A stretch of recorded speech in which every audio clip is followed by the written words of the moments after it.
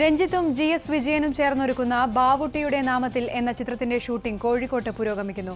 മമ്മൂട്ടി നായകനാകുന്ന ചിത്രത്തിൽ കാവ്യ മാധവനാണ് നായിക.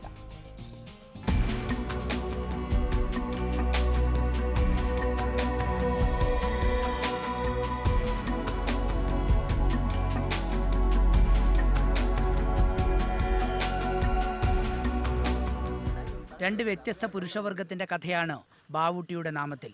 സേതുവും ബാവുട്ടിയുമാണിവർ. സേതുവിന്റെ ഡ്രൈവറായ ബാവുട്ടിക്ക് അധികം ആഗ്രഹങ്ങളില്ല. അതുകൊണ്ട് തന്നെ മനുഷ്യബന്ധങ്ങൾക്ക് വലിയ വിലയും ബാവുട്ടി കൽപ്പിക്കുന്നു. എല്ലാ സമയവും ഉയരത്തെക്കുറിച്ച് മാത്രം ചിന്തിക്കുന്ന സേതു ബാവുട്ടിയിൽ നിന്നും തികച്ചും വ്യത്യസ്തനാണ്. സേതുവിനെ കുറിച്ച് പറയുന്നത്, സേതു ഉയരത്തിലേക്ക് മുകളിലേക്ക് നോക്കി നടക്കുന്നയാളാണ്. അയാൾ എന്നും ഉയർച്ചയാണ് അയാൾ ആഗ്രഹിക്കുന്നത്. ബാവുട്ടി മണ്ണിൽ തന്നെ നിൽക്കുന്നവനും അധികം ആഗ്രഹങ്ങളില്ലാത്ത, അതുകൊണ്ട് തന്നെ മറ്റ് ഭാരങ്ങളില്ലാതെ ജീവിക്കാൻ കഴിയുന്ന ഈ രണ്ടുപേരുടെയും ആറ്റിറ്റ്യൂഡ് ഡിഫറൻസ് ഉണ്ട്. അതാണ് ഈ സിനിമയുടെ ഒരു ബേസ് എന്ന് പറയുന്നത്.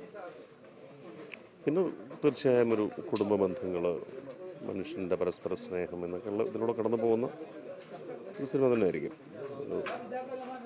യഥാർത്ഥമായ ജീവിത സന്ദർഭങ്ങളിലൂടെ കടന്നു പോകുന്നതിനും പറയാവുന്നതാണ്. രഞ്ജിത്താണ് ചിത്രത്തിന്റെ കഥയും തിരക്കഥയും സംഭാഷണവും. നീണ്ട ഇടവേളയ്ക്ക് ശേഷം സംവിധാന രംഗത്തേക്കെത്തുന്ന GS വിജയനാണ് ചിത്രത്തിന്റെ സംവിധായകൻ. എങ്ങനെയെങ്കിലും ഒരു സിനിമ ചെയ്യുക എന്നുള്ളൊരു താല്പര്യമില്ലാത്ത ഒരാളാണ് അയാൾ. അതൊക്കെ കാത്തിരിക്കുകയായിരുന്നു. മമ്മൂക്കയുമായിട്ട് ചേർന്നൊരു സിനിമയായിരുന്നു വിജയന്റെ മനസ്സിൽ. അങ്ങനെയാണത് സാധ്യമായത്.